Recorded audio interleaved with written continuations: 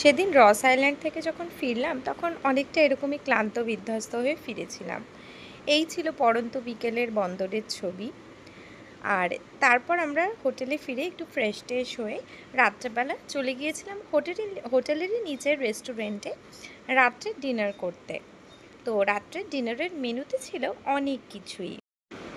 তো ছিল ভাত, স্যালাড, ডাল, একটা ফুলকপি ভাজা, ফুলকপি আলু ভাজা, ডিম ভাজা, আর এঁচোড়ের তরকারি যেটা সকালবেলা হয়েছিল আমাদের জন্য রাখা ছিল, ছিল কাঁকড়ার ঝাল, আর ছিল কাঁচা লঙ্কা, পাঁপড় আর সবুজ চাটনি, আমের চাটনি। রাত্রেবেলায় এরকমভাবে দিনটা কাটছিল, এই ছিল আমার মেয়ের স্টাইল। তো পরের দিন সকালবেলায় আমরা রেডি হয়ে নটিকা ধরে নিয়েছিলাম। তো নটিকা ধরে আমরা চলেছিলাম হ্যাভলক আইল্যান্ডের উদ্দেশ্যে। তো চারপাশে এরকমই ছিল নীলাভ জলরাশি, মানে এত সুন্দর নীল রং, বারবার যখন এখনো সমুদ্রের ধারে যাই এই নীল রংটার কথা বারবার মনে পড়ে। কারণ সমুদ্রের এই নীল রং কিন্তু এখন আর দেখা যায় না মূল ভূখণ্ড, ভারতীয় উপমহাদেশের মূল ভূখণ্ড থেকে, কিন্তু আন্দামান গেলে অবশ্যই এই নীল রংটা চোখে পড়বে। একটা শিপও দাঁড়িয়েছিল, দূর থেকে ফটো তুললাম। তো দূরে এরকম ছোট ছোট টিলা টিলা পাহাড় টাহাড় এরকমও ছিল।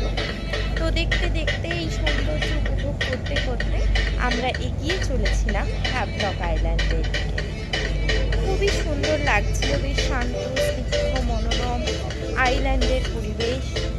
আইল্যান্ডের জীবন নাকি অনেকটা পিছিয়ে থাকে, সত্যি এখানে এলে অনুভূতিটা অনেকটা ওই রকমই হয়। তো চারপাশে ম্যানগ্রোভের বনভূমি আর সুনীল জলরাশি, আর এই ছিল নটিকা। নটিকার ভেতরটাও একবার তোমাদের দেখিয়ে দিলাম। তো দেখতে দেখতে আমরা পৌঁছে গেলাম হ্যাভলক। তো হ্যাভলকে পৌঁছেই যেটা বিশেষ চোখে পড়লো বিশেষত, সেটা হচ্ছে এই যে কোরাল রিফ, কোরাল রিফের কিন্তু দেখা মিলল এই স্নিগ্ধ স্বচ্ছ জলরাশির নিচে।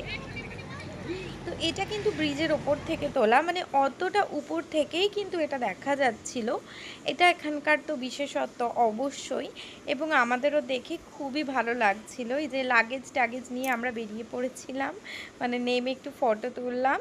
এই যে দেখতে পাচ্ছ ম্যানগ্রোভ, জলের নিচের কোরাল রিফ সব মিলিয়ে, আর সমুদ্রের স্বচ্ছ নীল জল সব মিলিয়ে অপূর্ব। আর এই ছিল আমাদের হোটেল। তো হোটেলটাও খুব সুন্দর ছিল। তো হোটেলের যে ভেতরের জিনিস সেটা পরে দেখাচ্ছি তোমাদের।